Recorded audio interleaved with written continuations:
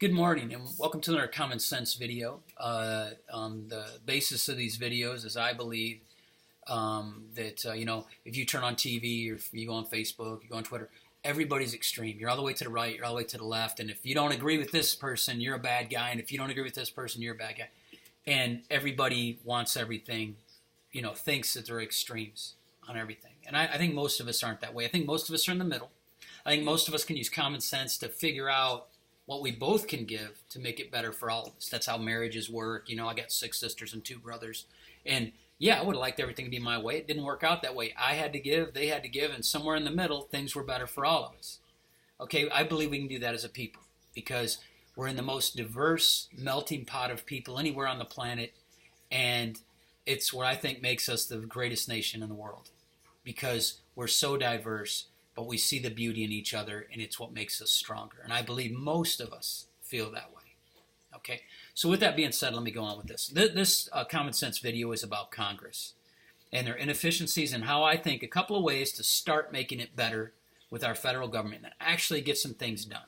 Okay, so as most of you will know, the House of Representatives is currently a 2-year term. Our president gets a 4-year term, and as you know, the Senate you probably know, gets a 6-year term.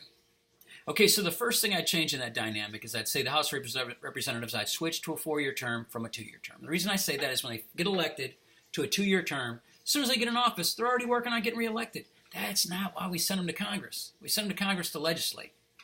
So by giving them a longer term, it gives them the ability to focus on getting some work done, and then you have a track record that gives me something I can base what you've done. Okay, so I think they need to have a 4-year term for the House, leave the Senate at 6, presidency at 4. That's fine. And the other thing I change is a 2-term limit for each. The president only gets 2 terms. I believe the same should be for the House and the Senate.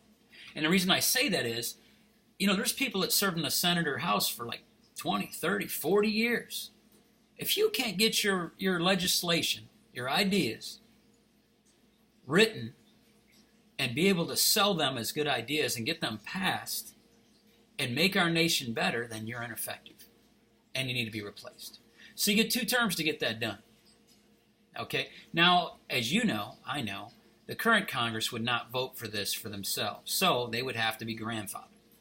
So they get to stay in, keep getting elected as many times as they can get elected. But if you come in after the legislation would be passed on this, the term limits, you would fall under the new terms of 4 years for House of Representatives and 2 term limits for not only the presidency but the House and the Senate.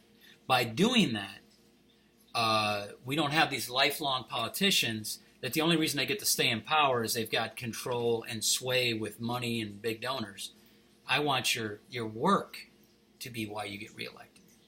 Okay, and with that, to help the average voter out, there should be a running tally before each election. And it should be very public. This is the legislation I wrote as a representative or a senator. This is what I did and I got it passed or it didn't get passed. This is what I voted for and what I didn't vote for.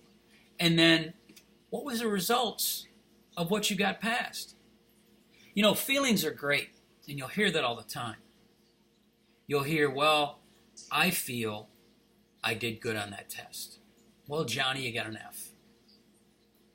So the results don't match your feelings. If I'm a football coach and my team is 0-16 year in, year out, I like wins as much as the other guy, and I think I'm a good coach, but my record doesn't show that. You are what your record shows you are. So I think a running tab of showing what these legislators have done and what they've done to get legislation passed and how effective was the legislation they got passed and what they voted against and why. And how many votes did they make and how many did they miss? We should know that before each election.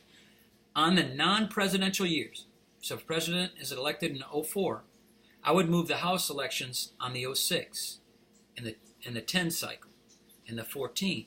That way, presidents running for office, we're focused on that race.